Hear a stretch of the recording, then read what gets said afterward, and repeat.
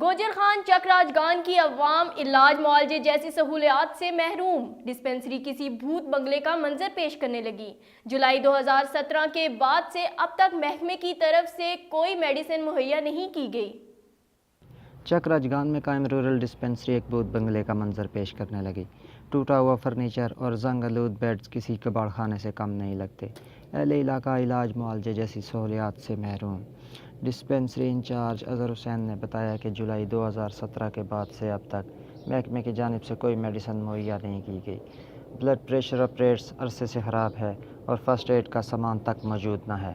افسران بالا کو متعدد بار شکایتیں کی جا چکی ہیں لیکن کوئی سنوائی نہیں ہوئی۔ اہل علاقہ نے متعلقہ اتھارٹیز سے اپیل کرتے ہوئے کہا ہے کہ موجودہ حکومت نے صحت کے مسائل حل کرنے کے وعدے اور دعوے کیے تھے، ان پر عمل درآمد کرائیں اور ڈسپنسری میں ادویات کی فراہمی کو یقینی بنائیں تاکہ اہل علاقہ علاج جیسی سہولیات سے مستفید ہو سکیں۔